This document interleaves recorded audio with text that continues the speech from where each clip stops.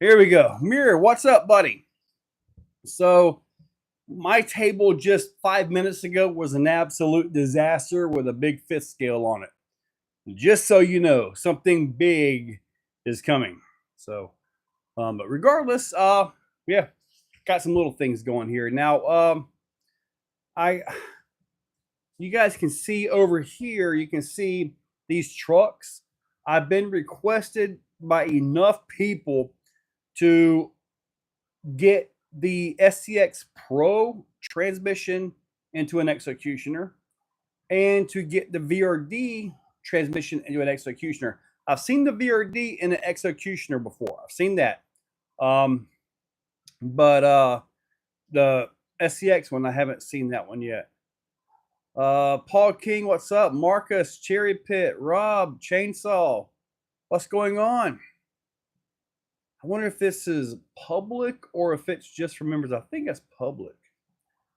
All I see are you channel members. Oh no, Venture. He's not in Greensville. He's not a member yet.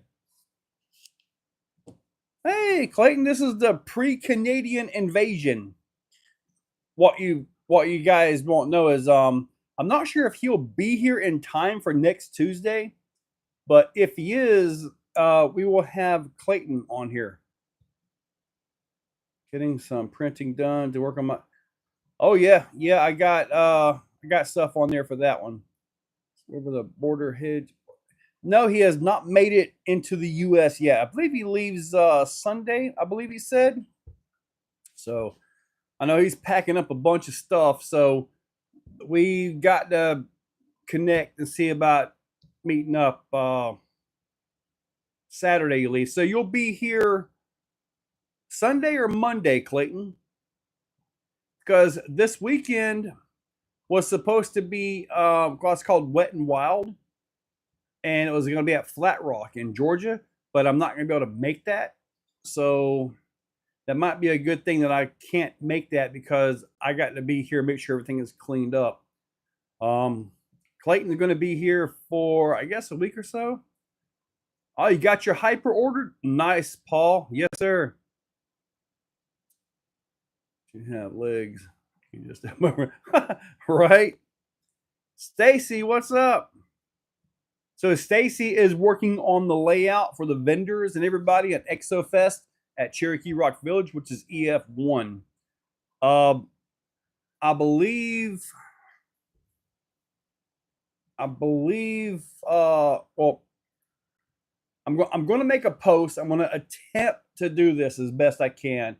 Unfortunately, it gets really crazy, but I do need to make a post for EF1 shirts. There will be event shirts at these things. So I got to get those taken care of. Plus, I've got to get some available at the event. Now, once EF1 is done and EF1 is over, there are no more shirts being printed for EF1. Same with EF2, EF3, EF4, and EF is the acronym for Exofest. So what's up, Justin, Tommy, Pat, Ryan? Yes, sir. I did not get to drive anything today. I was too busy working on stuff. So I haven't even checked the stats on today's video. I really don't know. Let me see if I can look at it real quick. Ooh, a big 12S Kraton is doing good for me. That's a good thing. I'm going to tell you, I did not mean to send it as high as I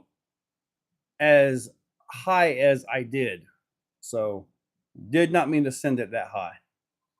But I forgot that it was 12S on that thing, and that's about a 70 mile per hour vehicle. And like an idiot, I went bloop. I think it was close to 600 feet up. Probably exaggerating a little bit on that, but I know it's close. All right, so I got that slushy machine going, and I found some orange Kool-Aid for it. Except I think it's got sweet and low in it. Ugh. That's what I get for going to the wrong store, huh? Exo bouncer. Oh yeah, the Exo bouncer. Yeah, you know, Nitro, man, I really expected it to just whoop it clean. But you know, when it came time to bash around, especially in that pine straw pit, dude, I had way more fun with the Raminator than I did the bouncer. Even though I did roll the bouncer, man, I just ended up being a jump for the Raminator. You guys will see it tomorrow if you're not a channel member. Oh man, Nitro Pimp. It may have been closer to 840 feet. Yeah, 600 scale feet. Joe sends some rigs at a skate park. Clayton, I have about let's see, 1, 2, 3, maybe 4 trucks that I'll send at the skate park.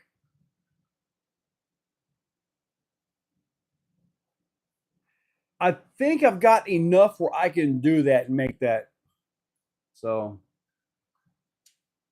looked about half a mile to me, Joe. Dude, I tell you what, man. Even though I did break a top arm on that landing, in which if you look at the start of the video, when I zoom over it and all that, the arm was fine. As I zoomed and I looked back after I uploaded and all that, I went back and looked at it, you could actually see as I'm checking out the truck. I missed it while I was there, but you can actually see it in the video. So, but still, the rest of it after that was done after the fact. So, I might ram it this weekend. Never ran it. V1. Oh, no, V1. I work on 50-foot monopoles for work pretty often. I say it was probably north of 40 foot, but under 50. I kind of feel that would be about right, Brody. Because all I know is that was the highest thing. Now, I put a new surface on there, and apparently I took some angle out of it, some steepness out of it, because you notice how far out it landed? Way out there. So my only option to really make use of this ramp and hitting it like a crazy guy would be to get like 3 big loads of sand and put out there, you know, to have a nice landing area. Because I'd rather not flat land like that. You know, that's just crazy abuse. I'd love to have a nice soft landing. Whenever you can find a landing pad, go for it. Grizzly, what's up? See, Horizon is going through and discontinuing quite a few vehicles. The Green Fury, the Big Rock 6S. The Green Fury. Well, they're probably looking at what's not selling as much, you know? That's just kind of the way it goes. Now, the Big Rock 6S, I heard all kinds of great things about it, but I've already got 1, 2, 3, 4 of their 6S vehicles, and it's just a variation of that, you know? Here I'm trying to land the rig into a kiddie pool with water.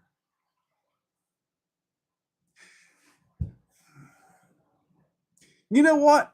I think we can do that. We can get a cheap kiddie pool, and what we do, Clayton, is while you're here, you send that Gorgon straight up that thing, and wherever it lands, we put the kiddie pool in there. We fill it up with water, and then you get to aim for it again. I'll video that all day long, dude.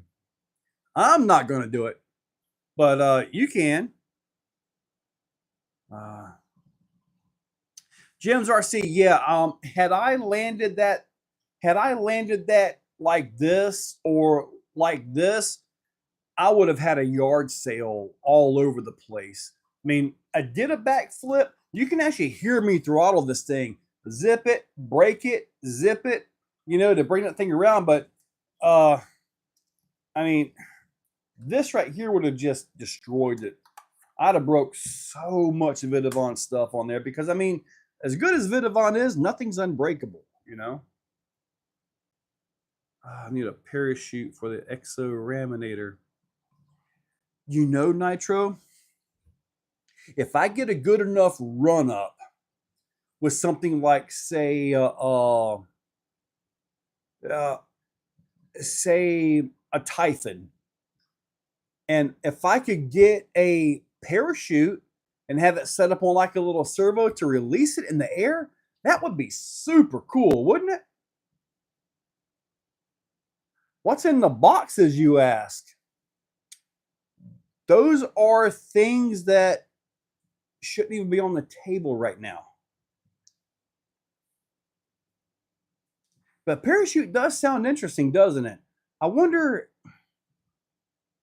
I don't know, there's no way to do it and have it stand up, but to have the thing jump up with a big old umbrella on top of it and somehow have the umbrella pop out, that'd be kind of cool. I would probably lose the umbrella halfway up the ramp, though. Auto rocket parachutes, they make some pretty beefy ones. Marcus, it's possible.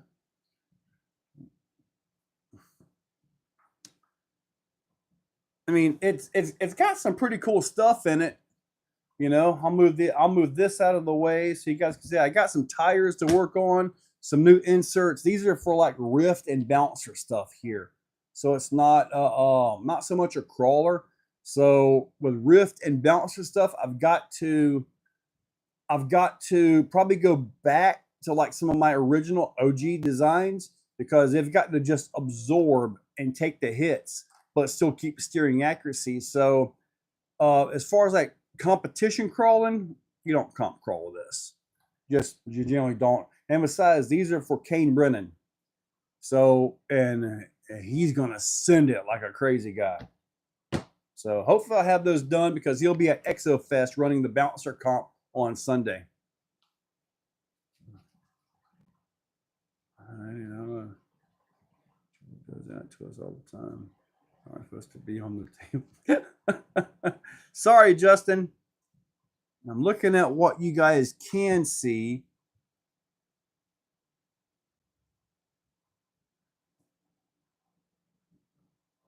Okay, it's off camera. There is something really gnarly on that side. I'm glad it's off the camera. Okay. Yeah, I'm okay. Okay. I'm okay. Yeah. I'm okay. Huh. Scared me there. I had to really look around a little bit. Not a rocket, use a small charger in front of the cartridge plug. Now, how would I, Nitro Pimp, how would I activate that? Like from a radio? Is it like a button I could push on the radio, or is it just a timer or something like that? Put a parachute in a tube and have a spring on the bottom and the bar through connected to a servo. When it releases the parachute. Need a long ramp jump. Now I've got a long ramp jump. It's an older ramp at this point, but man, we used to hit this thing and we'd get 100 feet out with X Maxes.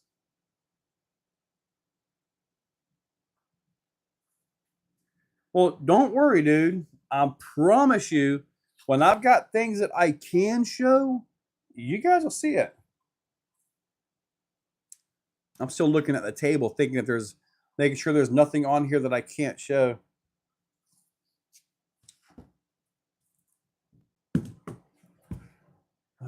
PCV tube, spring on a puck. It's like a drag car. Pin the spring, release with a servo. Reese 525, Crux tires, they good. Discovery, has he released those yet? If he's released them, then I can release my video. The video's in there collecting dust. If you could collect dust with electronic videos. We're gonna win those 4,500 Trinity batteries. Dude, see, they were supposed to have been released already. And I keep checking, you know, Hobby King, I can't find them. I sent the lady an email asking when are they going to be released, because if I release the video, well, I already kind of did a little bit. Are they released? Cool. Then I can actually release the video. I'll put a link to them. Man, those batteries, I'm going to tell you. In the other video that I have with these, for considering the Kraton the big 560, all that stuff. These things are incredible. I mean, 4,500 milliamps. They were at like 4% after today's video. They were like 4%. Okay, but dude, 4,500 has that kind of punch. I was impressed, man. Really happy. And now I've got some old Turnigy 5,000 milliamp 4S batteries, and they're probably 7 years old. Are they as fresh and as powerful as they once were? Absolutely not. But they still work and they still fit things. One of the reasons for the 45s is they fit so much stuff. A lot of times you'll get a 6S battery and the stupid thing is this tall. It's like it doesn't fit anything. So those are the ones I got for that. Think of this other reason.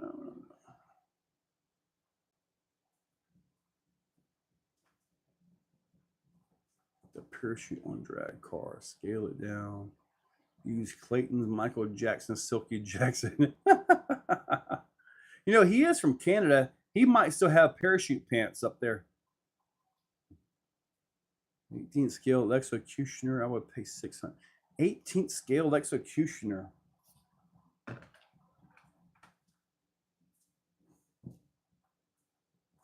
I don't really see where that would be a benefit.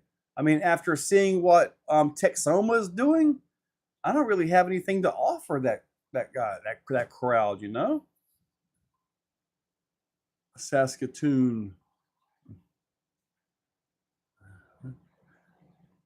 Small scale RNG mini Capra size executioner. Again, there's all kinds of chassis already out there for that. I mean, there's a bunch of chassis out there already. 18th scale would not be a rock crawler, would be a pebble crawler. Yeah, I mean, everything I've got built is specifically for this. Now, I don't have the box out here. I was supposed to bring it out here, but I got all my deluxe stuff in because, and I've said this before, I'm going to work on this. You guys notice I've got the short skid, right? That was a test piece to work towards the new sporty chassis that I'm working on.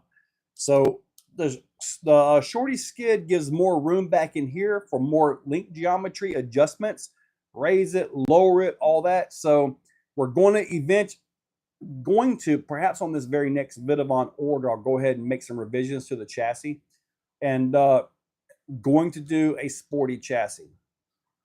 Basically, it's just a few holes down in here for link adjustment. The front is pretty much is what it is. I mean, there's 2 holes for adjustment here depending on what you want. All the front of this gone. I'm going to reposition the towers on the back. I'm going to move them forward a little bit, and this is going to be gone right here because you don't need that. Plus, in the sporty class, you can put your battery on the axle. You can put all your stuff on the axle. It can't be an MOA. But I do want some different link geometry for that class because with that class, you're running a 525 minimum tire. And honestly, you put 525s on this, although it drives, although it does work, we have seen that, it's not right. So it takes a different geometry, different ride height, suspension-wise. You basically are going to have to run this thing like this right here, but still have suspension travel up. Yeah. So, and for the ESC, I'm going to use the Hyper Escape 32 ESC on this one, the Apex ESC, which is not on this one, but I've got the ultralight deluxe transmission. I've got another set of shocks. I believe I've got in there the deluxe drive shafts. I just buy the $20 drive shafts off of Amazon. So, but yeah, and when I build it, I've got a prototype axle and a little bit different dimensions and different.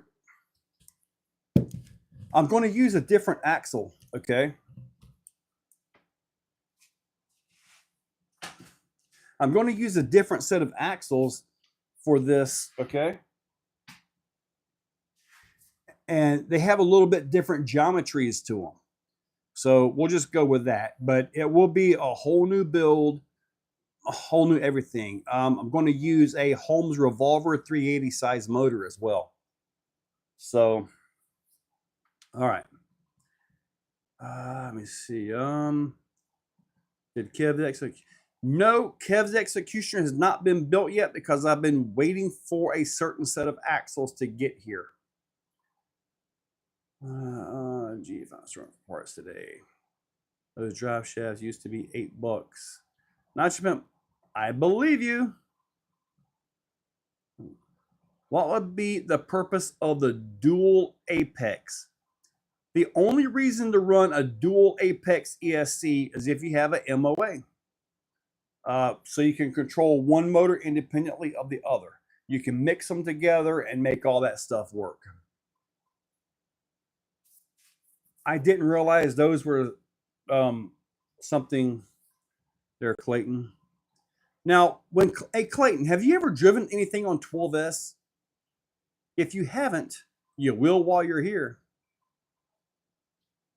Max Paul, what's up? Oh, 40 of those drive shafts. Max Paul. Max, what's up, buddy? Gems, 12S. I have. Oh, I know you have Nitro Pimp, but I don't think Clayton's ever done 12S on anything. I'm not sure if he's ever made it past 2S. Dirt drag strip Exoplex on deck. Ooh. We have an idea for a drag strip inside the building, okay? If you have the low-C Micro B or Micro T, if you have an issue killing the gears after you've brushed it, and you've got all kinds of stupidity on this thing, Furatech actually has a steel gear set for those. So you can look that up at Furatech, about USA, I believe it is. And we were thinking about indoor, right here in this building, indoor drag racing, mini B or Micro Bs and Micro Ts. That would actually be pretty cool.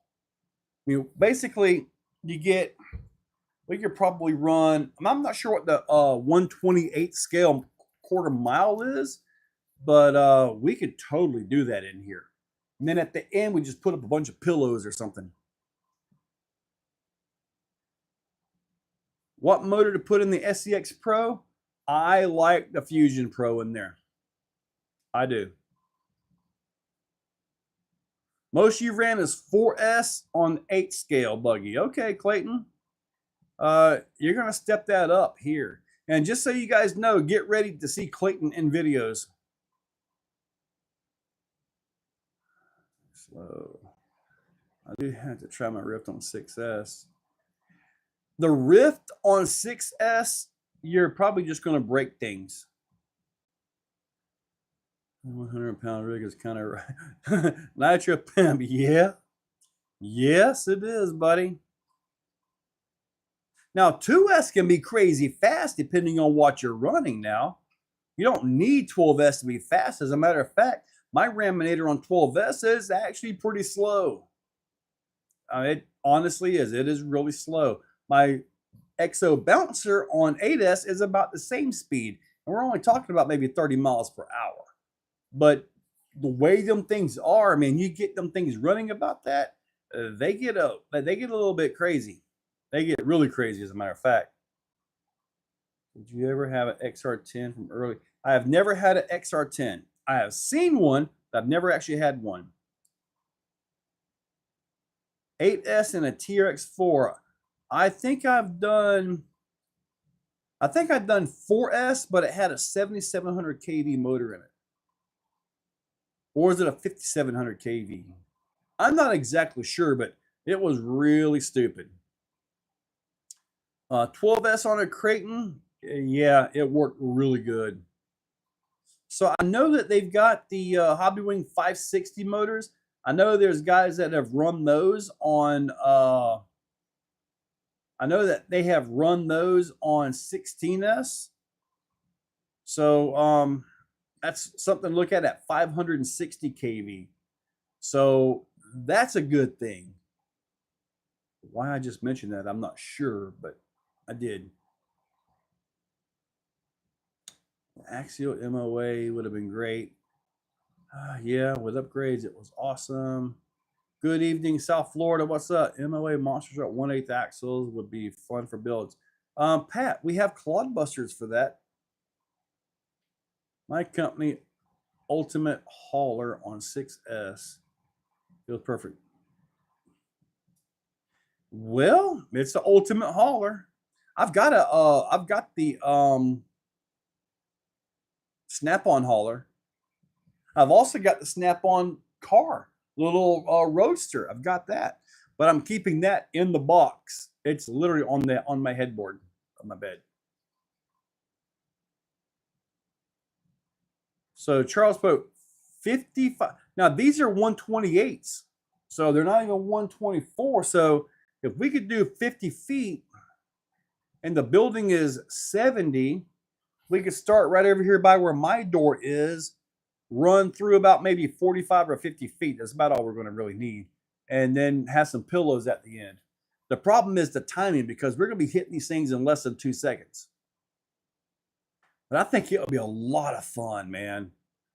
It would actually be a reason to build things like drag skids. You know, how you race and you had that little drag skid, the wheelie bar. Actually use those. You would have, if we start that, if we try to do that, I will get with FureTech and I will order like 30 sets of the steel gears, you know, that way we've got it. Because if you're going to put power to it, you're going to need the gears. That's all there is to it.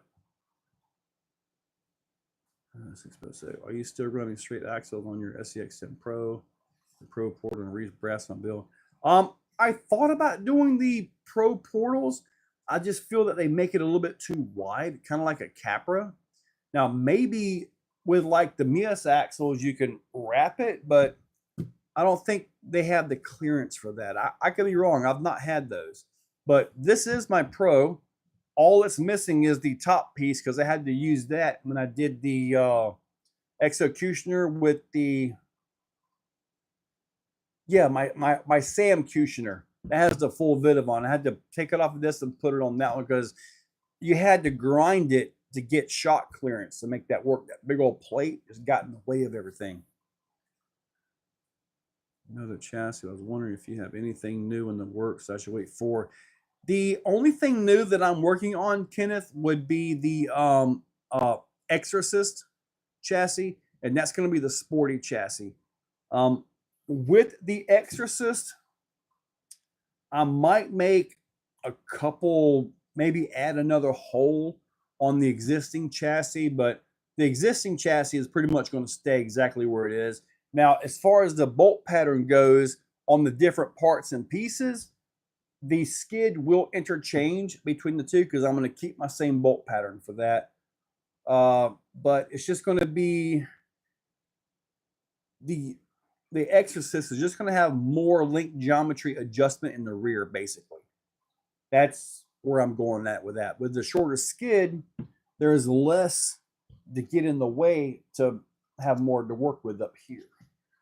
So also on the website, I've been asked by a few guys to put up a kit, an all-in-one kit per se.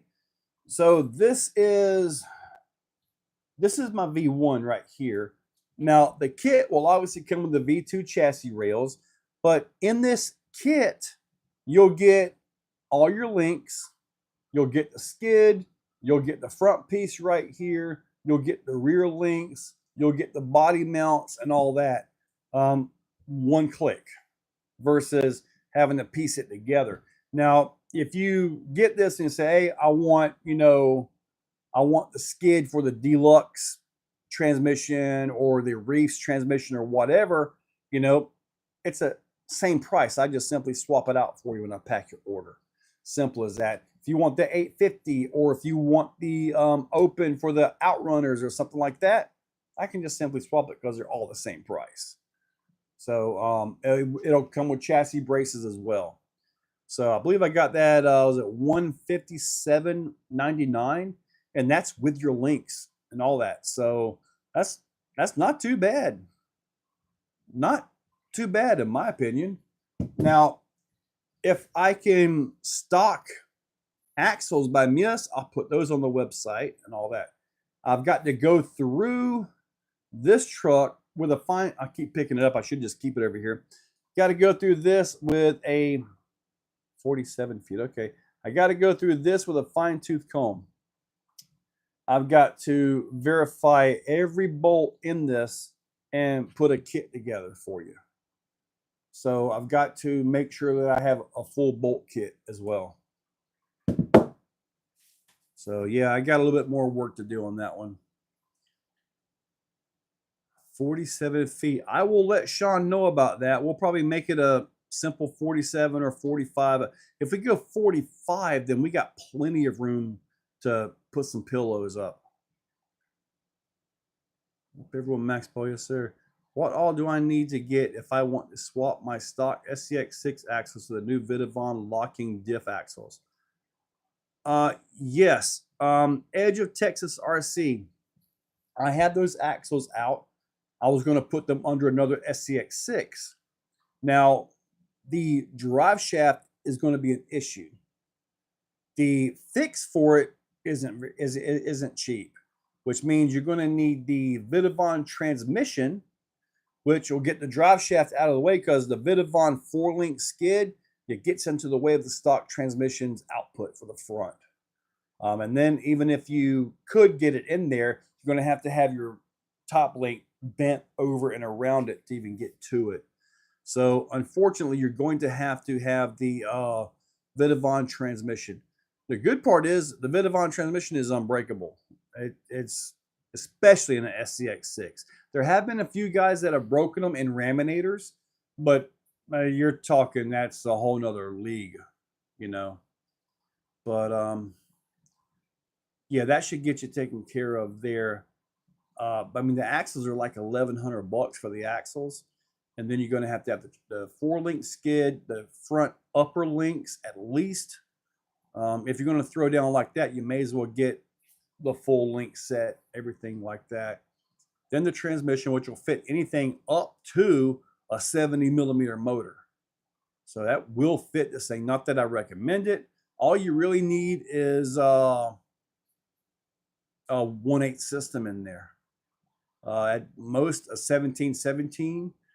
The Fusion 8 will run it well, but it does have a tendency to get a little bit warm, pushing that much truck around. But other than that, it is actually a pretty nice kit, and it's super smooth. You watch the video, see how sharp it turned? That's a big deal. And then it's got the portals, so you can put the 19, 17, 19 at the top, 17 at the bottom. You can get your overdrive. And you can put the 17 at the top, 19 at the bottom on the rear. Now you have over and underdrive. So really nice setup. With the servo on the axle, it just makes it so much better. Not cheap, but better. Order one of the new chassis and send it out whenever it's done. Kenneth, it could be 3 or 4 months, buddy. I would rather not take your money at this point. Let me work through everything that needs to be worked through on it. I know there's going to be things I've got to do. When I set it up, I've got to look at everything from the skid. It may take more revisions on the skid to get this right, because when I build this, I'm going to build kind of like what I did today with the Executioner kit. I'm going to do the same thing, but it'll be a very specific build where you can buy it, and and I'll put all the links down in. If you look in the description on that listing, I've got direct links to all the parts that you have to get that I don't supply. I'm not a dealer for. So it's all down in there. So make sure you guys check that out. But yeah, I do have this monstrosity on the way. I'll probably take a set of these rails and just go ahead and start working on something. But tonight I've got to get a big install into my Losi TLR 5B. I got to get a big install on that. Yeah, now, speaking of axles, because that's kind of what I took down, I'll go ahead and show you. I mean, I don't think it's that big of a secret. How many of you guys are on? There's only 52 of you guys on, so you guys won't leak, right? So since I've been messing with the Mias axles, the double joints and all that, I've been working with them, and I've got a new set of axles made.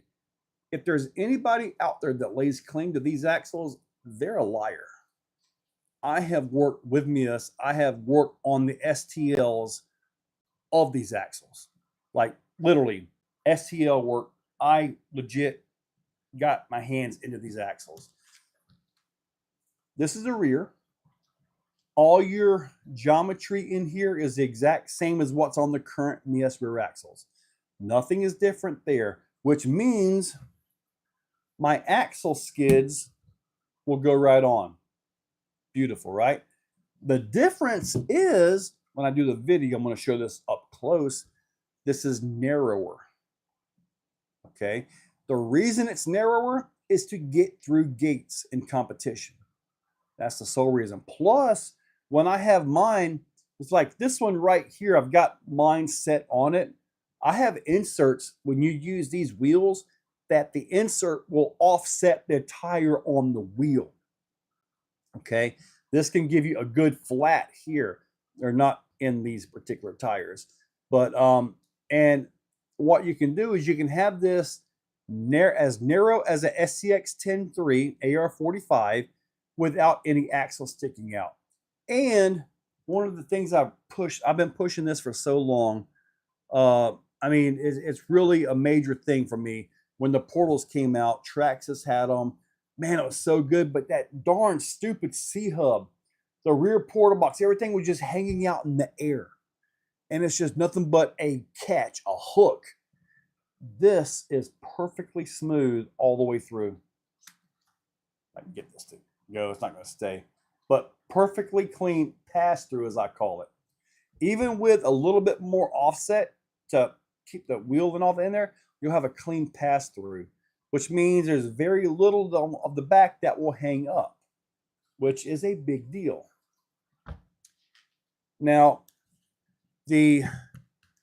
Exofest, yeah, I haven't got into Exofest yet, but don't worry. I'm hoping to have 20 sets of these for Exofest. And this is the front one right here. Now, this particular one is a prototype. So I'm hoping they have these ready to go.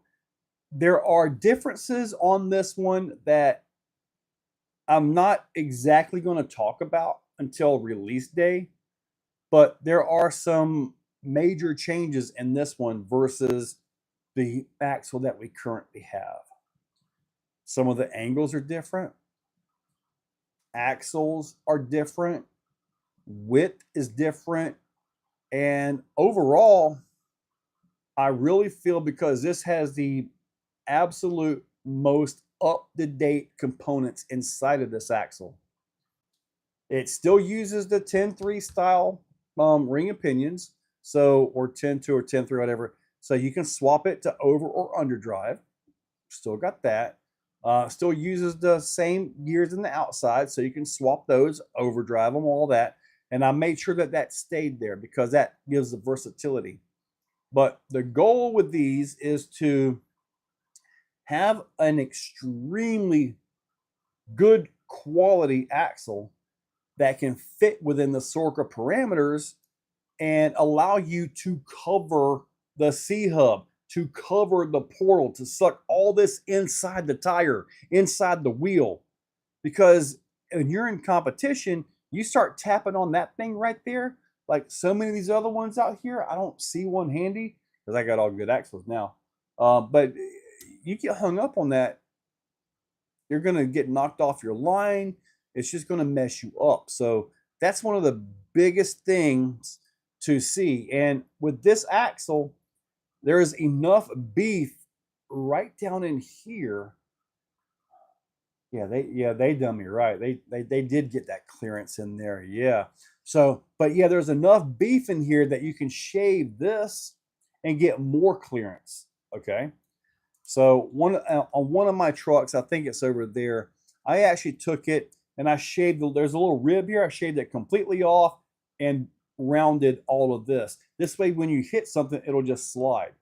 So yeah, but there is, I really took time for a little thing called servo clearance. But yeah, this right here may in fact change things. I'm not going to give you any more specifics on it, but let's just say it's got what it's need. It's got what it needs to have, because I'm looking at the angles of this thing. I'm happy with that. So really happy with that. Now, the price tag should be the same as the other ones, $169.99. I'm not sure if there's going to be any tariff stuff on it or what kind of stuff like that. You know, they may have to make some adjustments on the price, but overall, it's almost the same components, but with my adjustments. Let me get to you guys here. XFS is going to be awesome, man. XFS is going to be incredible, man. I've already got XFS 2 lined up. XFS 2, the timeline on these is supposed to be towards the end of this month. Supposed to be. I did find a couple little things on this axle that I've already sent them pictures of that needs to be corrected. I mean, this is a prototype. This is so much of a prototype, it doesn't even have MIS on it, okay? So this is like a one-of-one axle right here, at least as far as I know. So production will be adjusted a little bit more than what this one is, so it should be nice, but that pretty much is the design. But should be towards the end of this month. Good salesman. I'm gonna give you money. Well, Kenneth, hang on to your money, buddy. Hang on to your money. Let me get all this stuff ironed out. Like I said, the short skid was my precursor. Even in my video, when I kept saying 12.5, 12.5, that's the sporty rule base. That's what I was getting at when I was saying 12.5. So, and as I was doing that, I had these axles in mind. Okay. So the skid, even though it's in an executioner and people are liking the skids in their executioner, it gives a much more aggressive breakover to it. It was actually meant for something else. You guys remember years ago when Traxxas released the wide X-Max arms, all that stuff? They released all that as a test to get the XRT. That's what that's all that was, you know. But Clayton, unfortunately, I won't have a set that you can take with you. I only have that one set. Like I said, the price tag will be about the same. Now, Clayton mentioned 90-degree steering. Not these. I am working on something with another manufacturer, and we're going for 90 degrees. Just so you guys know. We are working on 90-degree steering axles. If it happens, it'll be phenomenal. I mean, if we only get 84 degrees, I mean, I'm pretty sure that would be okay, right? The thing about it is, you start turning 90 degrees, everything starts getting in your way. And I have alleviated that with a design that I sent.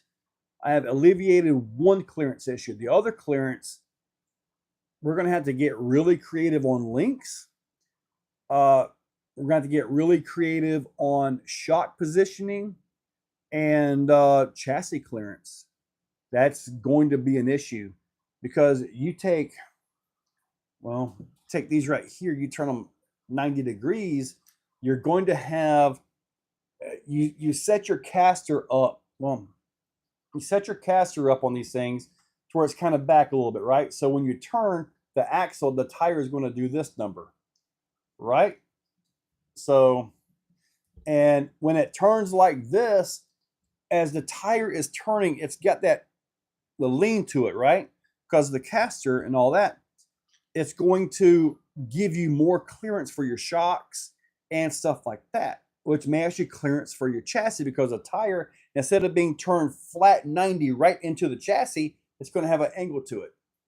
So, and we're also going for 0 degree Acriman.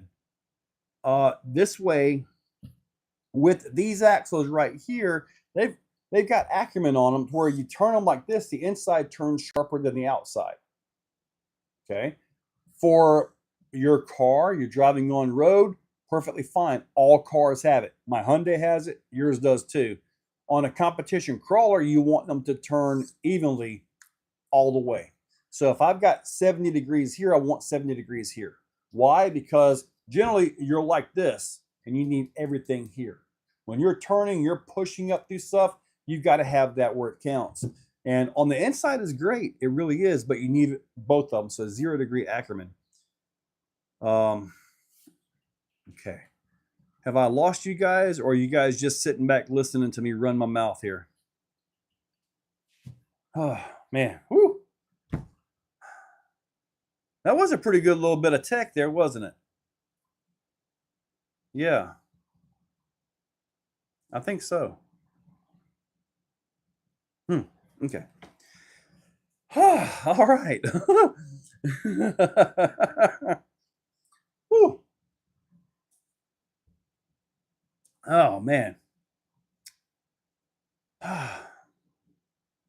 All right. So we have went over axles and geometries and stuff like that. I'm not a master of any of that. So, but I have a pretty good idea of what I'm doing. So when who's that Acriman dude? I used to know a guy named Acriman. Whenever he would turn, he would lean. He was dating a chick named Eileen. Horrible. I know. I'm sorry. S5 compound. The Endura S5 compound is awesome. And I tried to get a tire made by Endura, but they would not work on me at all. I'm like, dude, can I get a scale tire, S5 compound, the same dimensions as your Penn tire, the XHX? They wouldn't even listen to me. I'm like, come on. And then I asked them, can I get the formula? That was a big no-no. These tire companies, they do not like to share their formula, especially when they got something good. Now, I do have X codes for the XHX pins, so I do have those now.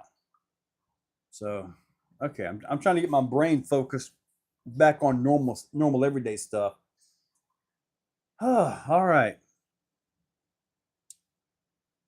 Should have been a petrochemical engineer. You know, when I did the video, and I've still got them, the RC upgrade tires, they're all-terrain looking tire, and the razor wires. I think I showed it to you last weekend. Bossman J Concepts or Iron Rocks. Oh, let me get into that.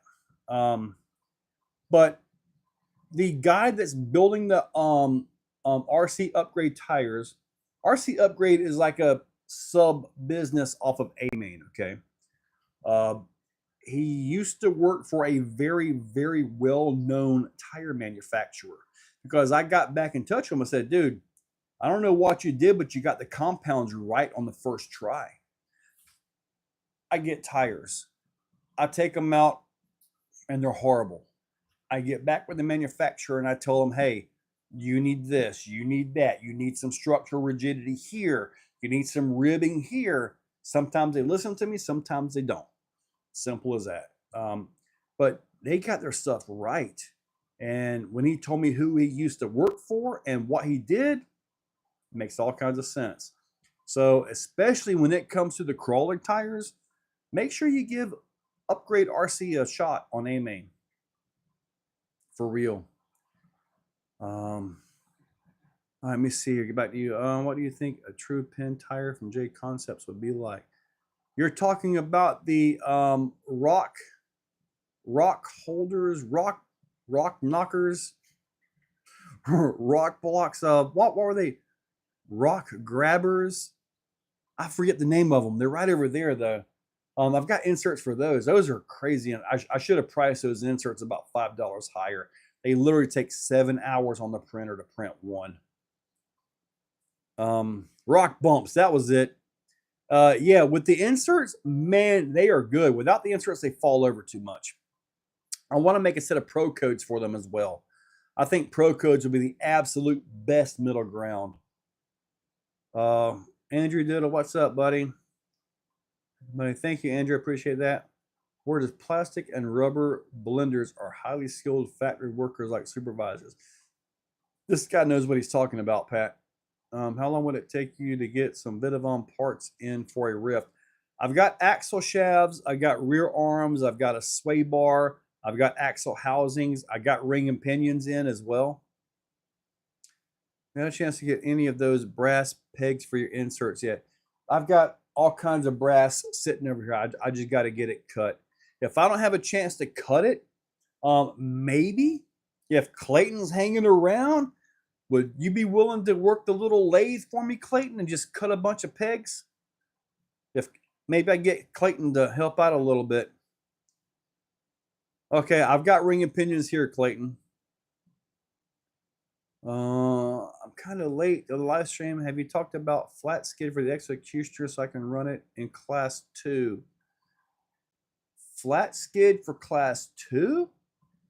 Where do you need that at? Flat skid is class 1, I believe. And there was a guy that just ordered. I do have a flat skid, by the way. One of them has been installed. The other guy, he ordered one, but he was trying to build a class 1. I told him I've got a flat skid. So basically, I cut him a deal on it, basically for shipping. I'm waiting for him to get back in touch with me with pictures of everything installed. I know one guy has it installed in his class 1. If he comes back and says, hey, it works perfectly, or make this adjustment, that's, I can do that and actually market it, put it on the website for class 1. Yeah, cross ski crawler. Flat skid is C1. You can run angle. In fact, I took my Executioner, I think it was this one right here, to ECC, and I took it to the tech table, right? Because I'm like, how far off is this from being SORC illegal? They looked at it, they flipped it over, and they said, other than the body being absolutely illegal, cab height, width, all that stuff like that, he said there's nothing wrong with the truck. So that was awesome to hear. So, I mean, the skid passed, everything passed. Just, you got to make sure you have a legal body for it. So, which was, I thought was awesome. But getting into Sorca, you got that width issue where you have the tires. The cab has to be, I think, to the inside edge of the tire for class 2. That's why these exist now. Boss man, flat skid. Granite versus limestone. Don't the stone always win? Like the Boss Mans, but they are a fatter tire. Oh yeah, the Boss Mans. Kenneth did ask about that. Boss Man Iron Rocks. Yeah. Yeah, I did want to get into this. When I was at ECC, Pro Rock had a competition. It was on Saturday night, I believe it was. I'm running the Iron Rocks. Man, Iron Rocks, yeah, buddy. They were running Ruptures. They weren't running the Boss Mans, but the Ruptures is the same compound as the Boss Mans. Different tread pattern, I get it. But there was 2 spots that were clean rock faces up. Not axle catchers, nothing crazy, just a clean shot up. They walked it, and I'm sitting there spinning, could not get my Iron Rocks to hook up on that. That's a true story. So if you're at ExoFest and you're going to run with Pro Rock, they are running Saturday morning, I believe it is. Make sure you're on ruptures or megs. Ruptures or megalithics. Bossmans are okay, but like what Paul said, they are a little bit fat. I do have the skinny Bossmans. We do not have enough time to, I don't believe you have enough time for you to get with Enlightened to get yourself a set of cut and shuts made. But I do have inserts specifically for those tires now. I don't know what else they'll fit. I'll put them on the website, but I don't think they'll fit anything else out there. But they're there. Hang on. Okay. 12-inch gates and C2 cappers are big boys. Carbon fiber bead locks. Oh yeah, exactly. Cross keys. These right here are gonna change that. With the capper axles, like what I've been running from this, the front is about 1/2 inch wider than the stock SCX 10 because of the high offset wheels that you were talking about, right? The rear, you could get almost the identical width of an SCX 10.3. With this, you can get narrower. With this, you should be able to match the front of an AR45 axle. So you should be able to get all the benefits of what these have to offer and all the clearances and gate clearances that you can do with that. So you guys just stay tuned. As soon as they're released, I'll pop the video out, and it's going to be awesome, man. Get both, Kenny, and try them for yourself. Sell the ones you don't like. Justin, you're right. His surface might be perfect for, you know, the other tread. And Tusks are always a good tire to have. Tusks at Cherokee work just fine. Very good tire. Especially if you have broken in Tusks. Pretty popular. I've been running Tusk and Hold. Dude, the Holds are really good tires, aren't they? Really good tires. And it's like a bogger. You wouldn't think that it is what it is, but that thing works great. I do have some Mias drive shafts, yes. I think I may have used them already. Cross key X codes for cut and shut Bossman inserts. You have centered and offset for rear, just like you have. I can offset them, yes. On mine that I was running, I just centered them because they're so skinny. I just run those in the center. I can offset them. The problem is they're so skinny. If I offset them, the wheel is going to be sticking out from the tire. So the way these are so skinny, you really don't want to offset them much. These are 25 wide wheels. I'm over here looking for it. It's at yeah, 25 wide wheels. I'll go grab the truck for you guys real quick. The X codes will break in a little bit, yes, by design. Let me go grab this truck. Don't work here at IROC, especially indoor. My last tires on Megs and gotcha. Aren't Sorga legal? Yeah, I could care less about Sorga. All right, let me grab these right here. All right. So these are the cut and shuts. And this is actually the, yeah, this has a shorty skid on it as well. You can see it's actually pretty darn cool in here. And, but if you pull these in, you know, I could probably get a millimeter or two, but really, you really just leave these centered in the wheels. These would be much better if we could get like a 20 wide 1.9 like this. A 20 wide would be a lot better for this tire right here. When you get really skinny on your tires and your wheels, you really got to watch the insert, because the insert makes all the difference in the world, because they're more likely to flop side to side. So, but yeah, this skid right here, this truck is actually a 12.5 wheelbase. So just kind of practicing a little bit. I want to, and I don't think I can fit it. Maybe I can with the sporty version because I won't have a top up here. I won't have anything in the way. I want to run the Reefs 1400 servo on this thing. These are the 1100s, and they're beastly, but I want a 1400 on this thing. So,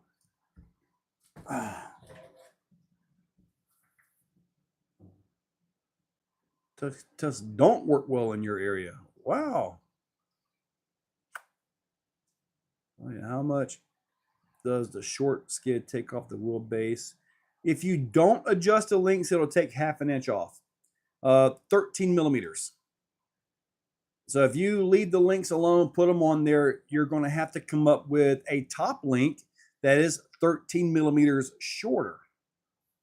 Just be a 13 millimeter deal. On that one, I've got the long lowers with a double bend on it, and I was able to get it at 12.5. So,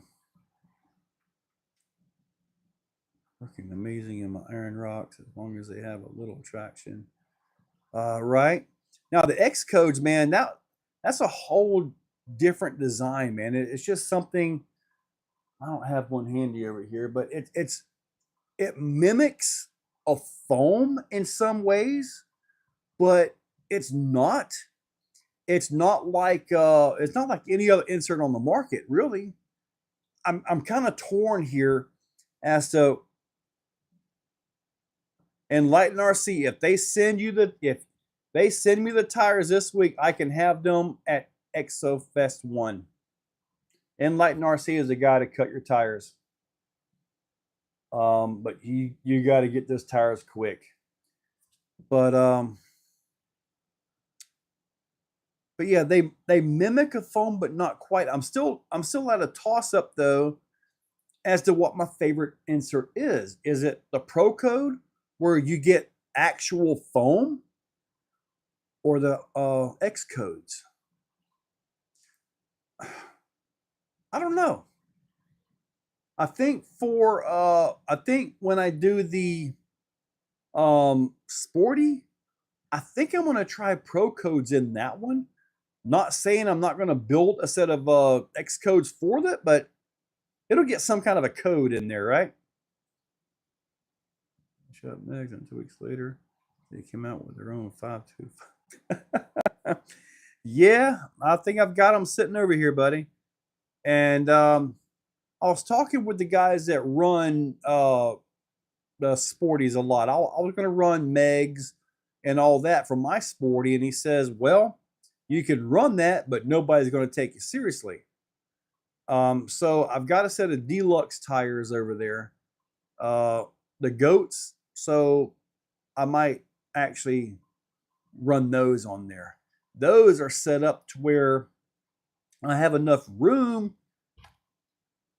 I can look at some way, somehow, to put a loaded dice on this thing. That'd be pretty sweet, wouldn't it? If I can get loaded dice on this to drop that weight down in there. If you're unfamiliar what loaded dice is, I think I've got some right here. Let me show you what loaded dice are. Loaded dice is something like this right here. And what this does is it bolts onto the knuckle, like say right here. And this actually drops past the 2.2 wheel down into the carcass of the tire. So you have the lowest of the low center of gravity that you can get. These are, by Deluxe Fab, the absolute best in the business. I haven't seen anything better, ever. So just so you know, I want to show you guys that. So,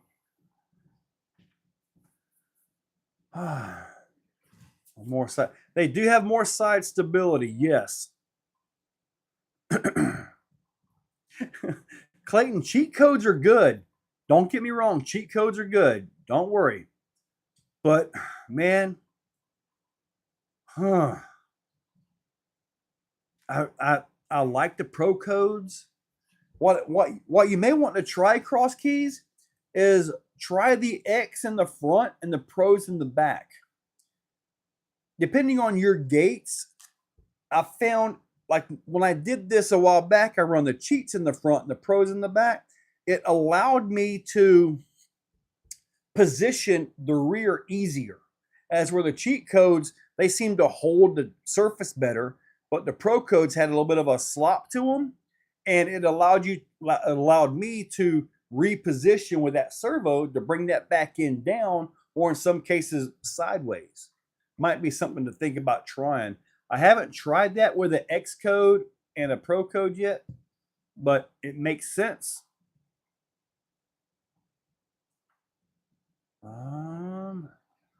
Put my 1100 brass and execution axles. More Peter. Well, yeah, Marcus Landry, and I know where you're getting at, because it's hard to get that wire in there. That wire, what I do is I run the wire like I take the servo, put it on the little bracket. I run the wire up side of it, right in between the bracket, right up into the front here, and then around up a link. So, but this axle here, it has a little bit of different setup on it. I saw Muse making something like loaded dice for the axles. If they're making a loaded dice for their axles, I haven't seen it yet. I will ask tonight, though. No, on Facebook. X code front, cheat rear. Have you tried that, Cross Keys?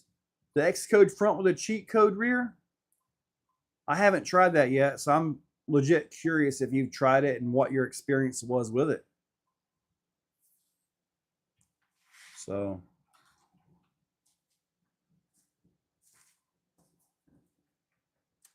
what is Bud Carnally?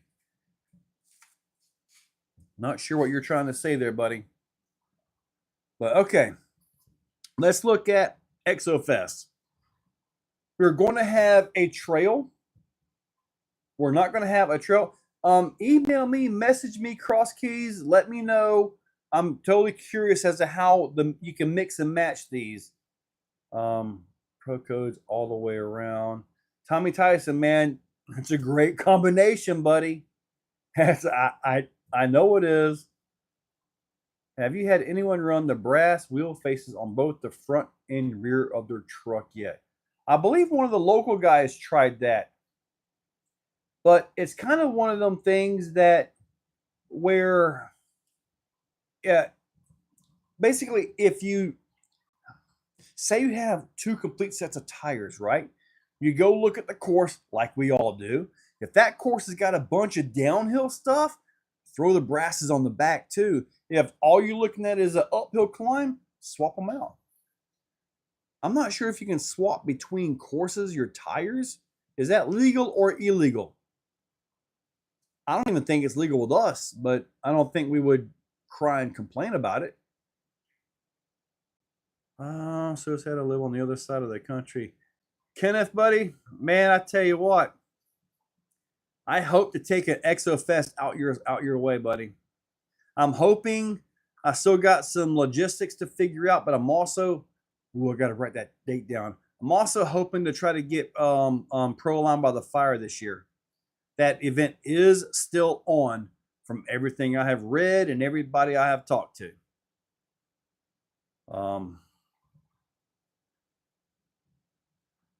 Clayton, I saw where you deleted it. I was kind of wondering about that. That Bud guy was a little bit on the, wonder what's up with that. The guys here allow tire change up until the first person starts the first course.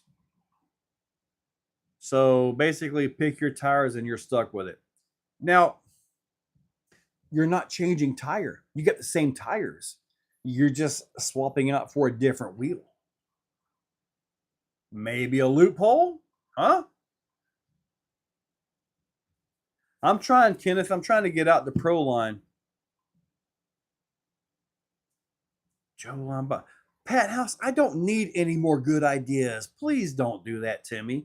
Paul is the whole reason we have an Exofest. man. But okay, yeah, back on Exofest, man. You guys got me fired up. I guess we're going a full 2 hours tonight because yeah, I can't seem to shut up here. Exofest. We will have a trail for Leisure Trail.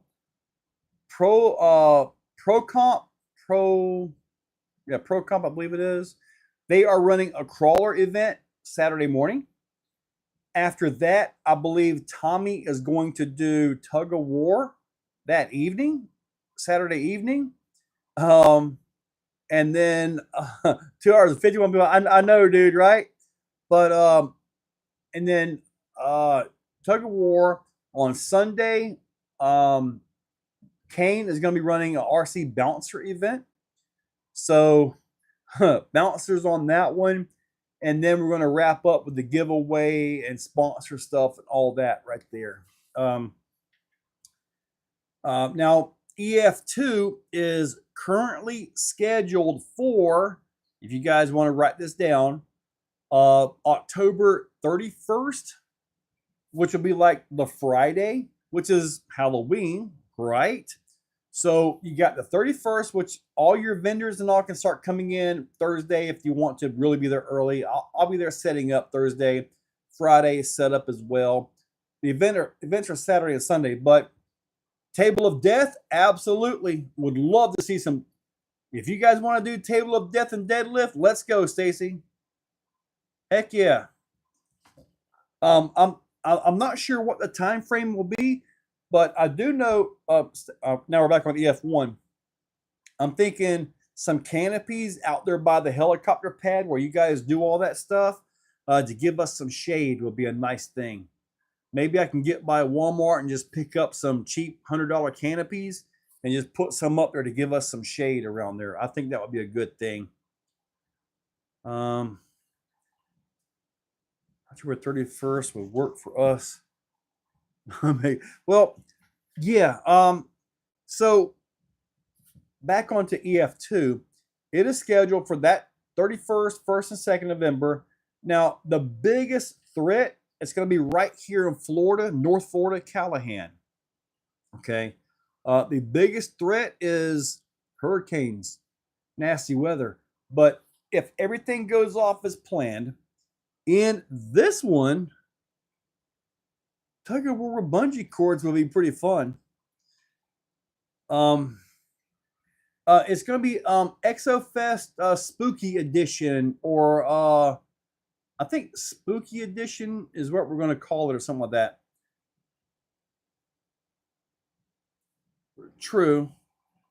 How would we get some shade around there? Now, if Life Flight was coming out there and we knew something was going on, we could yank the canopies down real quick. You know what I mean? We would literally be there, not like left up overnight or something, maybe. So, yeah, I can see on that one. Yeah. I'll ask about it to see if we can somehow get some permission to at least have some kind of shade somewhere. It would be nice. But at Exofest 2, vendors, sponsors, vendors on site will be required to have a candy bin or a candy bucket or something like that, so we can trick or treat all weekend long. That is kind of something we're looking forward to right there.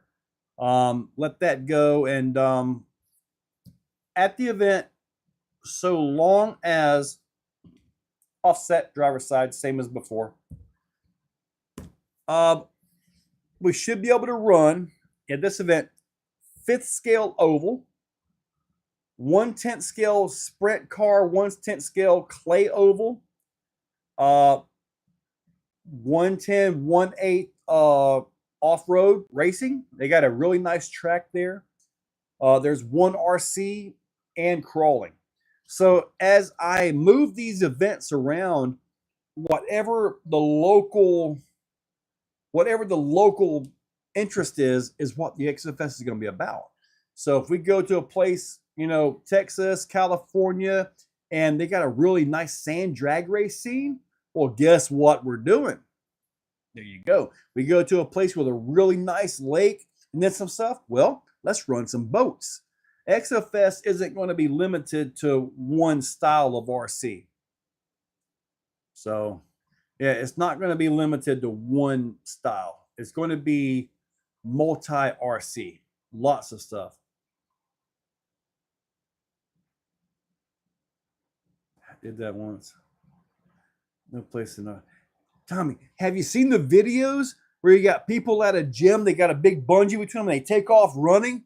It never ends well. Somebody comes flying back. It is awesome. Well, I haven't had a Funko yet. I will eventually. I know Nitro Pimp loves his Funko, but it's a very specialized vehicle as well. It's not just a wide open basher like X-Max or XRT, Kraton, or anything like that. It's a really kind of a specialized vehicle. Well, look at the UDR. Track says UDR. That was a very specialized vehicle as well. So, Double A Day, what's up? Charles, Larry, you guys know if the new pond at Callahan will be ready by now? That pond was mentioned to me, yes. Also, something else was mentioned at Callahan. If they do this, they are going to change the entire game of on-road oval. And I'm going to leave it at that. New library on the UDR that just got released. Yeah, I got the email, looked at that and all that, but mine has a $400 carbon body on it. So I'll just stay where I'm at. 30 people on the end of a rope, people on the other end that tied to some random Ford Ranger. Did the 30 people pull the Ranger though?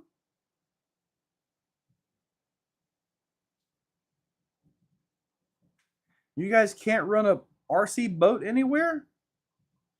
We got all kinds of people around here running RC boats.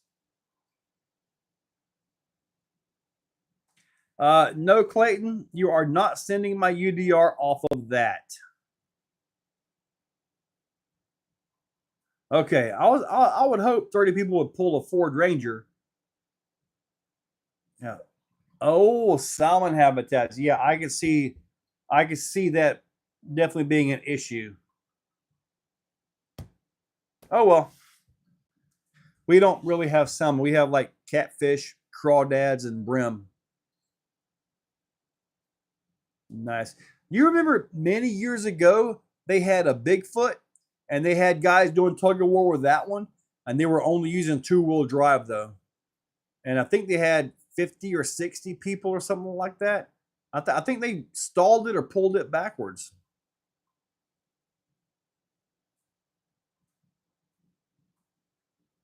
And see, I want a RC snowmobile, but I have no use for it. A RC sandmobile, maybe something like that, you know?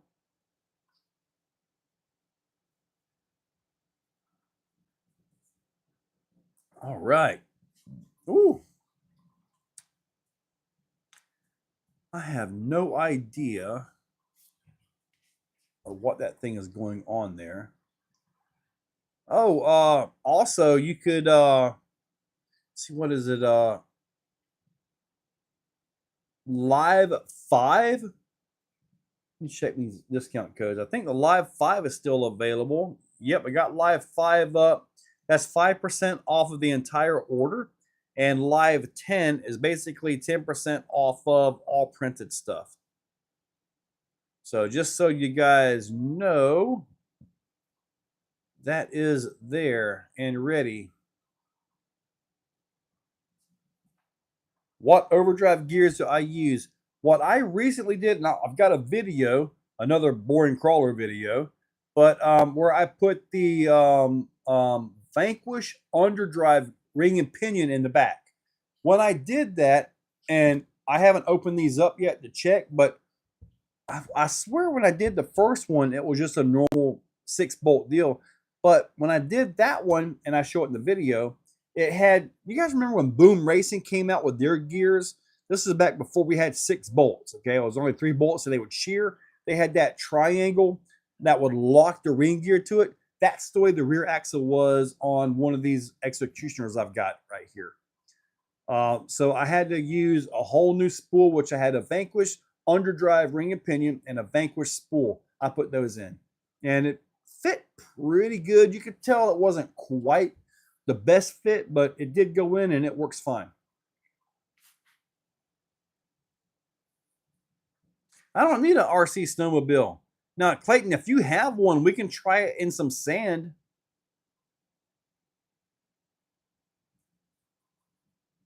As far as the overdrive gears, though, pretty much any 10.3, you may have to get the spool for it. You can also put overdrive in the portal gears as well. We don't get snow. Can water skip them and run on sand? Yeah, what you're looking for. A little stiffer springs. Wonder how snow wouldn't work. If it has enough RPM, it would work fine. Track the vehicles. Well, yeah. Maybe doubling up the shocks.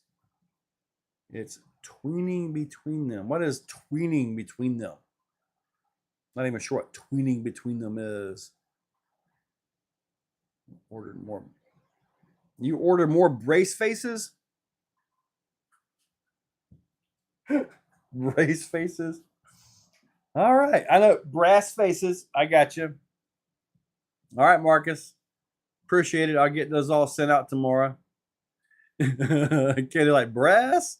These 8 shocks would be too much for the weight. Yeah, I've got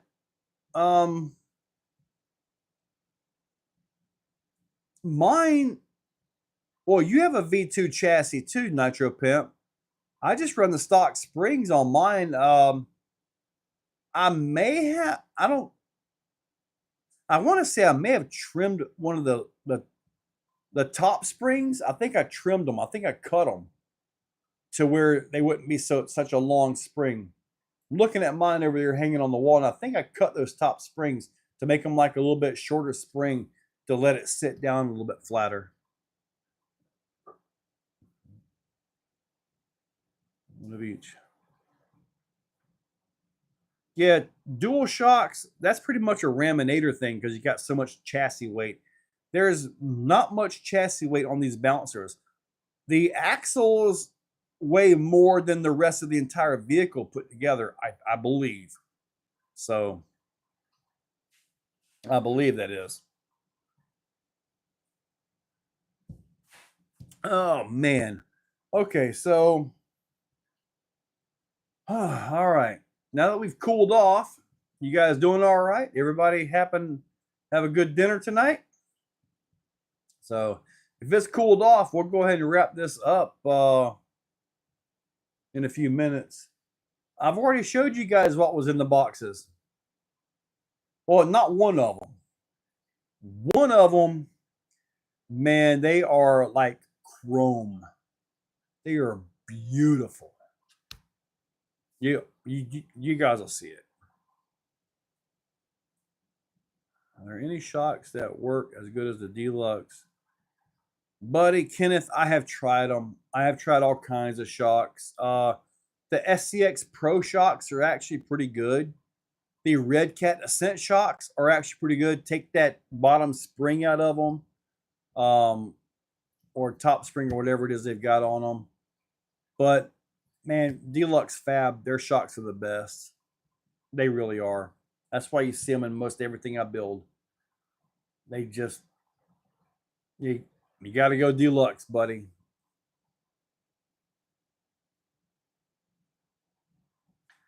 Custom-made shocks with thicker shafts.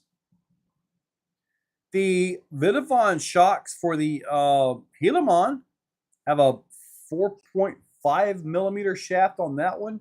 They have a lot of droop, though. I need to limit the droop on that. A little bit too much droop for my taste on that. But, yeah. The problem with a larger shock shaft is you have a lot more displacement in the body. when the shock compresses, the shock shaft itself takes up space inside the shock body. So that space, it needs to be relieved somewhere. So to use a much thicker shock shaft, like say 3.5 is actually a lot larger when you look at the size of it, diameter wise, than what a 3 is. You would really need, like, say you take these, you would need a remote reservoir to allow the volume that the shock shaft is displacing inside the shock, allow that volume to allow that thing to move. If not, you get into what's called hydrolock, is when the shock shaft goes in too far and there's no place for the fluid to go, and it just locks. It just is like, it doesn't go anywhere. You might get about this much right here, and then it just, it's like it deadheads, basically. So you got to have room for the oil to go to when the shock is compressed. Hopefully that makes a little bit of sense here. The reef shocks are okay, but I'm having an issue getting the dampening on them. They seem to be a real fast acting shock. So the they actually use, I believe, the Traxxas X rings and all that stuff on there. When I bought my shocks a while, I guess years ago, you literally got a bag of Traxxas O-rings in there. So, but either way, Justin, they work pretty darn good, buddy. Gundam Nut. Yeah, you ate the grass pretty well here. I can tell everybody what happened, or would you like to post it up? I'll leave it up to you. God, yeah, 12 says, yeah, Kenneth, yeah, it really is. 2660 big bores because the hard anodizing is a better finish than standard anodizing. I haven't worn these out though from any anodizing. Shocks, you selling it? I do not have any deluxe shocks for sale. We can probably order you some and probably begin, but maybe. I don't know. The world's first nitrogen charged RC shocks. You wouldn't even need nitrogen. The way these shocks are, all you would need is you have the shock body. You have, say the shock body is 8 millimeters internal diameter, and you run a 5 millimeter shaft, which is crazy, okay? But all that displacement is spring rate. As in, if you have an air chamber, it's basically a spring rate, kind of like a nitrogen charge. So what you could do to alleviate that and make it more tunable, which is really like what Vidavon did on their Helaman shocks, you let that fluid displace up and out of the shock cap into the reservoir. In that reservoir is a spring, and that spring is adjustable to put the pressure on a piston inside the reservoir, which is just like what the Vidavon shock is, and like what they run on full-size trucks that actually do this, like real ones, real monster trucks. And that pressure, now in the monster trucks, they just use that nitrogen behind the piston. That's how they adjust theirs. Like for us, we'll probably use a spring. You could possibly have an air bladder in there that you can. It's just we run such low pressures, really. That's why air-filled tires for crawlers aren't a thing. The air pressure is like basically ambient pressure or atmospheric pressure, and they'll just fall over. But it can be done. It can be done, and honestly, if Vidavon takes his design a step further, he's pretty much got it. Look, shocks, and they seem to have a ton. Oh yeah, Marcus, I think I run 30 weight axial oil in mine. just whatever comes in some of these kits. I still have the little tubes. I just put it in. I'm good. Okay, what Gundam Nut is talking about, if anybody is interested. 92 millimeter shot. Ooh, 92 is nice. Then I'm all right, Kenneth. Go get you a bite, buddy. Yes, Cross Keys, yes. So Gundam Nut was over yesterday. Gave him a couple printers to try to get him started. They need a little bit of work. They're kind of jammed up. But regardless of all that, he was riding one of those little scooters, cruising around. He came back to the back. I want to say it was about maybe 3 minutes before I did the massive jump with the 12S Kraton. He was, if you listen to the video, you'll hear another scream in the background when it lands. That's him. Okay. So he was the background screamer on that. But he was cruising right along, and he hit that front brake. I think he was kind of in a turn, and I wasn't recording at the time, even though I did turn my camera that way instinctively. I didn't have it recording, but he ate some grass. Yeah, he really did. Gundam Nut, all he's got to do is say, hey, let's go. But pretty sure next Tuesday, you'll have Clayton sitting right over here next to me. I'll just kind of separate a little bit. So let's keep the heat down. Now, double A day, the nitrogen pressure does quite a bit on there. The shocks, they dissipate the dampening is dissipated through heat. Like say a Monster Jam truck. I've been told this. I do not have any firsthand knowledge of it, but I have been told that when they get done with the freestyle, if you watch them freestyle, they hit a few jumps, that truck is under control, right? The more they run, the more wilder it gets. They're saying that those shocks are over 300 degrees when they get done with their freestyle run. So it dissipates the shocking into heat. Now, the nitrogen pressure that's in there, the pressure itself keeps that fluid from, and it's obviously oil, so it's kind of a different temperature range and all that. It basically keeps it from boiling.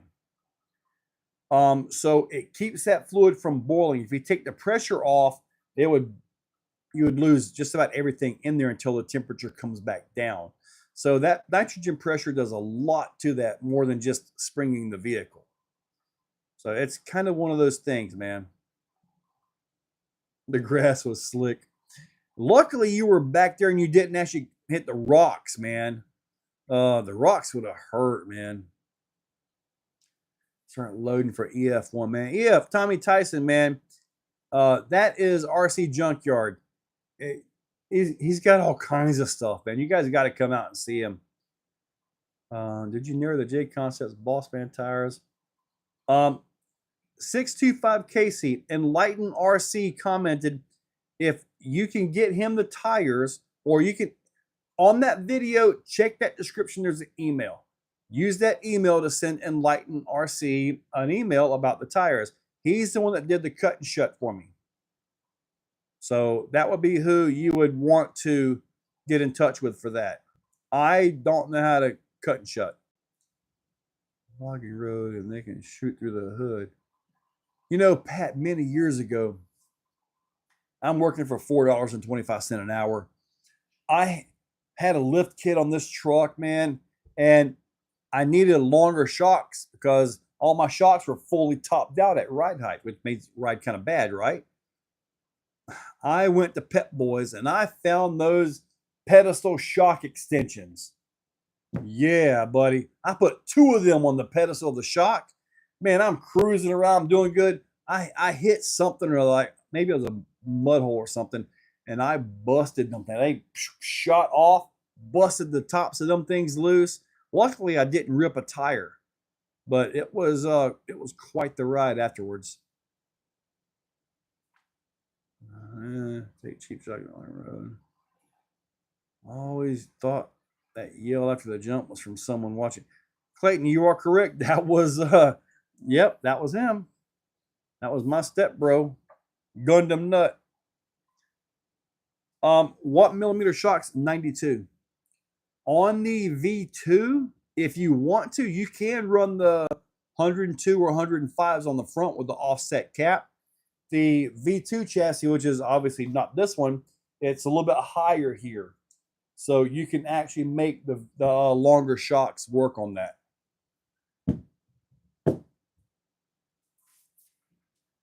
I don't think Deluxe has a 98 though. I think all they have is the 92 and the 105, is it? Let's see. Let's look at their shocks real quick here.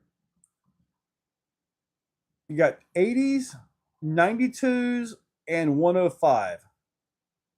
So, and when you get these, there are mini capper shocks set for the different, as a different offset cap.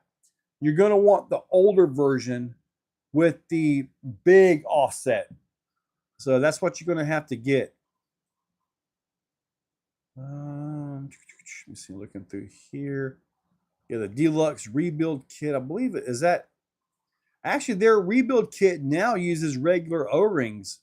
They used to have the Traxxas X O-rings on them. In one video, you talked about trying some D's shock bands on your Executioner. I have not put any D's shock bands on the Executioner yet. If I did, it would be on the one with the 105s. But I don't really feel that the truck needs it. It actually sets pretty well. Does it extend out? Well, yeah, you take the weight off of the spring, of course it's going to extend out. So they do it. Cross keys. I feel the green AC O-ring set would work so well. If they're small enough, Pat House, if they're small enough, sure. 90 and 96 on my V1 are perfect for me. 40 weight. Now you got 90s and 96s. Are those? They're deluxe, but I don't see 90s and 96s. Are they older shocks? Because I don't see them listed on the website right now. It's just 92s and 105s. Now, Justin, I get that. I generally run mine now with the body down. So, and I don't have what I would know to be a leak. I mean, there's my dampening action right there on the front, and then dampening action on the rear right here. That's a pretty good dampening action, in my opinion. I'm not a professional or anything. Oh, you put the little limiters in there. There you go. Okay. That's how you're getting that. If you got a printer, dude, you could print those up by the billions. Should I print them up by the billions and sell them for like 99 cents on the website? Okay. So you're getting a longer rod end to make the 92 into a 96 with the same travel of the 92. Clayton, I bought the same shocks off of Amazon. They are not any good, buddy. I tried the same thing. They're down here in one of these bins. Yeah, that was a waste.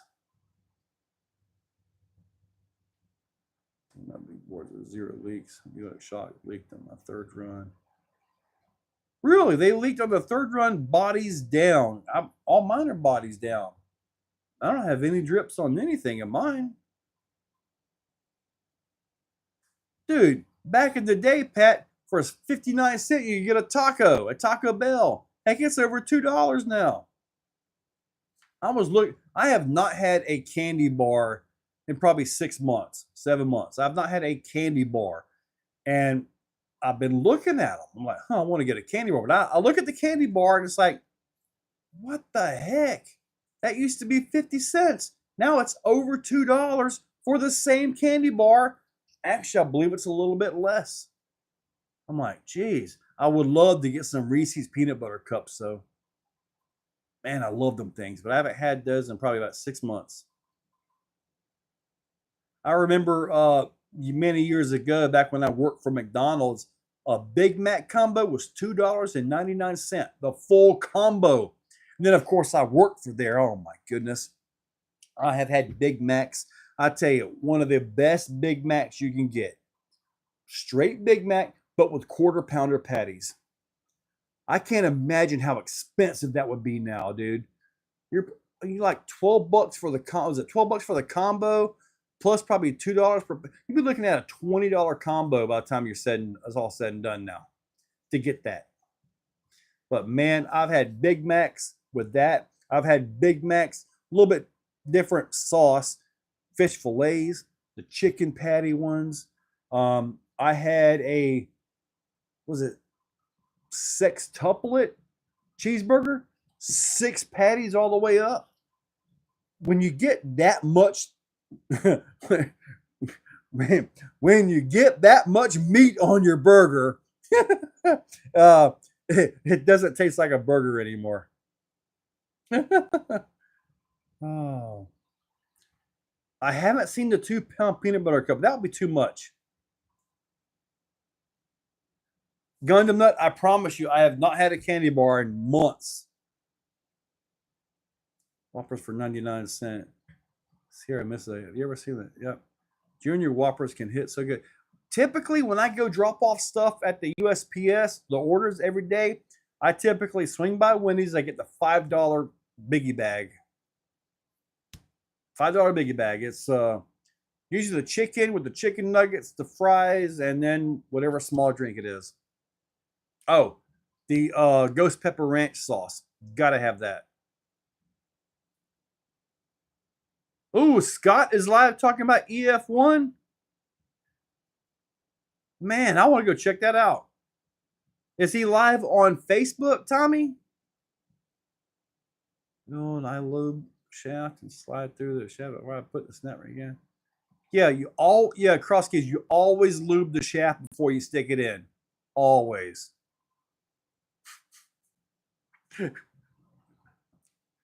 McDonald's here is terrible.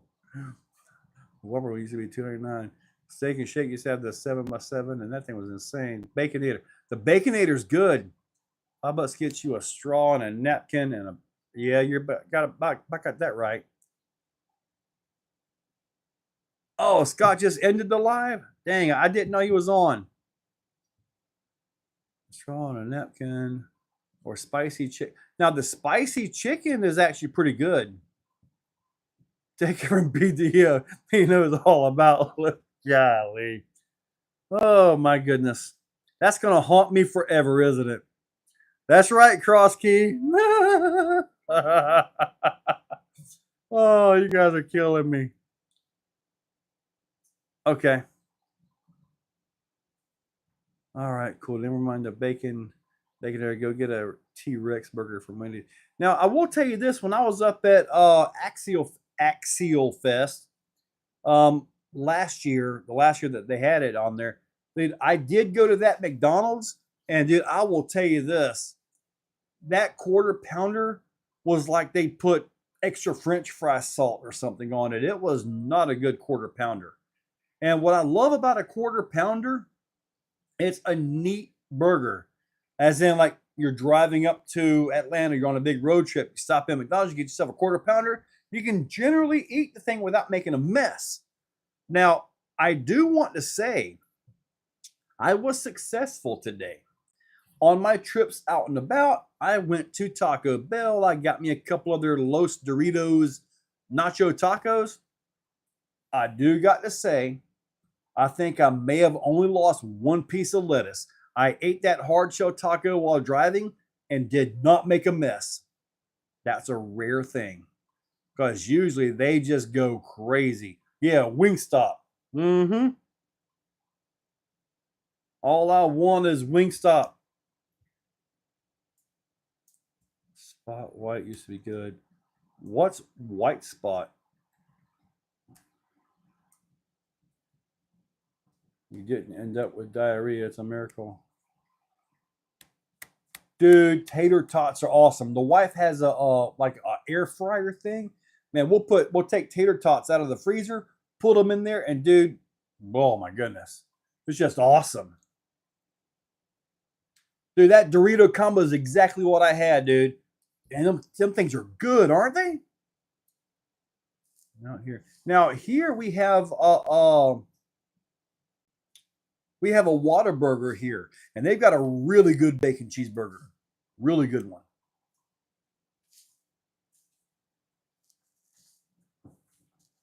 Work for McDonald's now.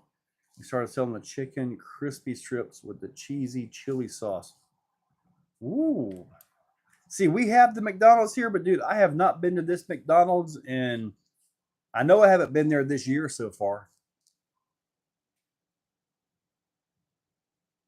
Good Korean. What's a dude, Gundam Nut? I'm telling you, you're probably not going to go there, but man, their bacon burger is really good. Sloppy Joe and tater tots. Really? Sloppy Joe and tater tots is your special today at the restaurant. Okay, Paul, where do you work? Because I want to take the wife out for breakfast if we can get up that early. You work at Black Creek Cafe right up the road here, I believe it is.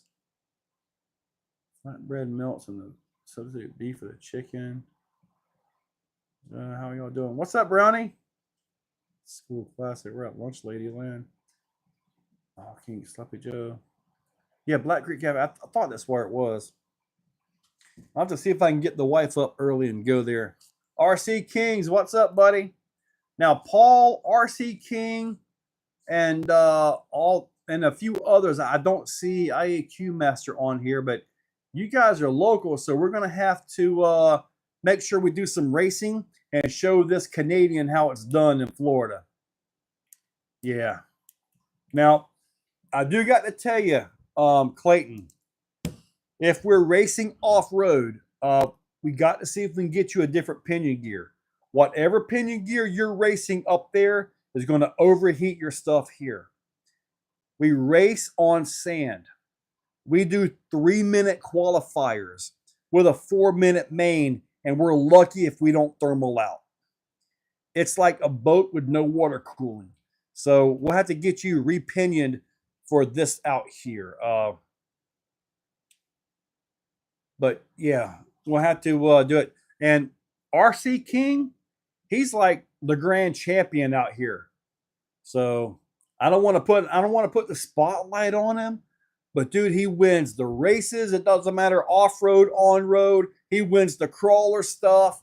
I mean, he pretty much takes everybody out all the time. I do everything I can to keep up with him. So RC King, buddy, it's on you, buddy. You're going to have to stand up. You're going to have to be the one to take out the Canadian. Cafe, Black Creek, double AD. Well, I can't. Didn't you win this past Sunday at that horrible crawler comp we was at? What's up, Spa? Place around me was showing a brisket. So stuff it was on the fork and didn't bend. Let's see. I like a challenge. I'll try the rigs around the track. So you're gonna if you're geared for a hard pack track, like you're probably on a well manicured track, you're gonna overheat your stuff. I mean, for real. That's just how bad the sand is. Yeah, you won Class 3. You know, RC King, I got fed up with that course, and I just started blasting stuff, and I still ended up with 4th. And I was just blasting jumping gates and all that stuff like that, man. I just got so tired. I was wanting to be done with that course, and I still got 4th. That's pretty bad. Out here, when you comp here at the Exoplex, if you hit 2 gates, you're lucky to get 2nd or 3rd. If you hit 3 gates, you're probably out of the running. A little bit different here versus there. The liver and the onion started joining the fight. The Chocobee. What's that? Oh, Final Fantasy VII. Jacoby. The Sokovia Accords. Man, I can't wait for the new Avengers to come out. Now we're just talking about anything and everything. So hopefully everybody's doing all right. Sorry, I got to add them. Which one? Point of sale car. Now on the on-road, the oval, we have the Red Cat STKs you can run. We can race those. Red Cat STK. We have enough low-C NASCARs. You can race that one. Crawler stuff. I mean, I would love to do, you know, even if it's evening races, because I believe you're here for one weekend and the next weekend we're at ExoFest and then you're gone. So I'd like to make the most of that weekend, and let's hope it doesn't rain us out. Honestly. The Trump Burger place in Texas. If I ever go there, I'll give that a try. That's Captain America. Was that the Civil War one? Oh, the one where they put Anthony Mackie in there. Yeah, that was a dud before they did it. Grom Oval Spa, buddy. I am so ready. We can run Grom Oval on Saturday. That way you can be here, right? Because I want to do some Grom, I want to do some crawling, I want to do the whole everything. Yeah, the piece of 4-star car. Mavericks, me and IAQ Master was talking about running some on-road this Sunday while you're in Georgia. I'm not going to Georgia this Sunday. I'll be here.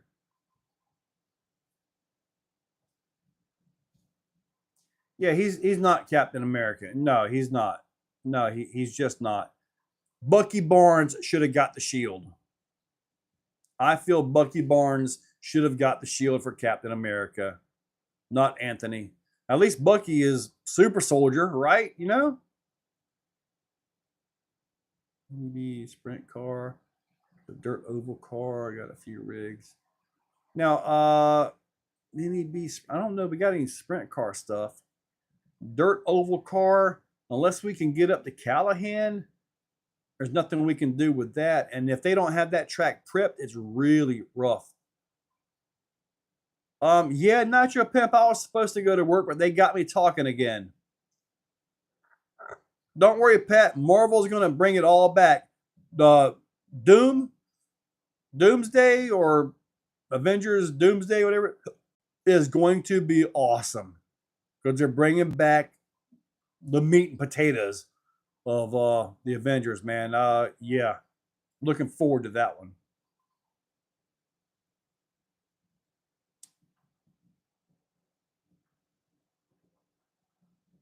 Okay, so they got adamantium in there now. Okay. Now, they could do, well, the way they are, the multiverse is, it could, now the Deadpool Wolverine movie was so good, man. Oh my God. I saw it like 4 or 5 times in the theater. It was phenomenal. I've heard that John Walker makes a good Cap. I've heard, I've never seen, that was on the TV series, wasn't it? No, I agree, Justin. Bucky should have got that. What I'm curious, and I saw something is, Captain, there is no way he sat back there for 50 or 60 years with what's her face as a wife. There's no way he could sit back and watch everything. You know he done something. And also, now that we're talking about this, I don't think he could give back the Soul Stone. The way the Soul Stone was, I don't think the Soul Stone was returnable. Because you would have to, you're not getting Natasha back. So I don't think he ever lost the Soul Stone. I think he had to keep that. At least it's not hard. Otherwise, the entire. Yeah, I agree. Doomsday is better run. Man, Deadpool is so awesome. I believe Deadpool is in Doomsday from the leaks I've been seeing. So the John Walker was in Thunderbolts as Captain America. See, I want to go see that one, but I'll probably just wait till it ends up on, whatever TV or something. I get some screenshots or something from YouTube, something like that. Yeah, we got about 5 minutes to go, and I'm really going to get out of here. So, but yeah, we're going to see. I mean, I got my hopes up. So, and then I haven't seen the recent Captain America because it just really didn't interest me too much. This movie is not good. I've heard that too. What about a solid axle race on the big track? I'm all for it. Let's do it. I've got transponders here. We run mile laps on the big track.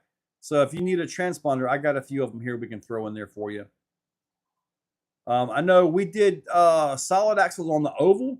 And man, if you watch that video, which is ancient now, we had water bottles or water bottles, and the caps were off of them. When we hit them, it would shoot the water straight up like a geyser.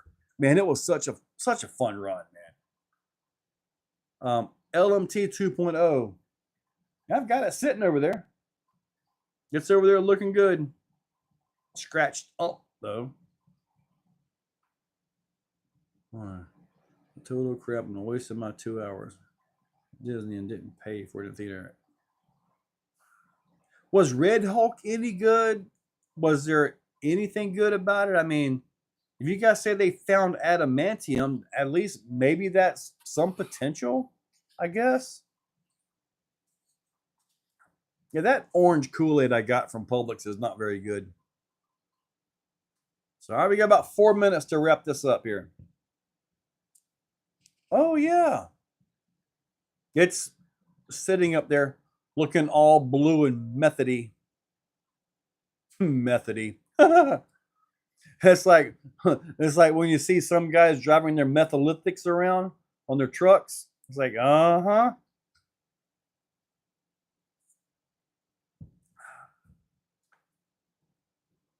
Dude, Big America is just awesome with those monster trucks. I mean, he was awesome with them before the LMT 2.0 ever came out. Thor is just sitting over there collecting dust. The Red Hulk idea could have been done better. We really didn't get to see the full spectrum of what he was capable of. Tommy, you are 100% correct. There's a lot of methed up stuff around here. Oh, speaking of that, Clayton, I know where we can go if you want to see some people that are that generally feel really well. I found it by accident. I'm like, I got the heck out of there, man. You don't want to mess with meth heads and crackheads and stuff like that, man. They are not right in the head. 1T 6x6. Well, to my knowledge, the LMT 6x6, the rearmost axle doesn't have a drive shaft. It isn't driven. It's just a roller. From what I saw, I haven't watched this stuff in a while though, so it might be somehow worked in there. You could probably get a Vidavon axle housing with an output and then flip the ring gear. That would be pretty cool. You went to Zombieland. Accidentally found the Zombieland. Routine where I live. Let's go to the corner store and they're right there. At the corner store. You guys ever remember the movie Jay and Silent Bob? I think there was more F-bombs in that movie than Southern Comfort from many years ago. TRX or Axial with those choice. Brownie, that's a good question. Honestly, the TRX is so far outdated. Go with the Axial. and get the Vidavon axles front and back. That's about it though on there. Arthur just released a new axle for the Helaman, a front axle housing.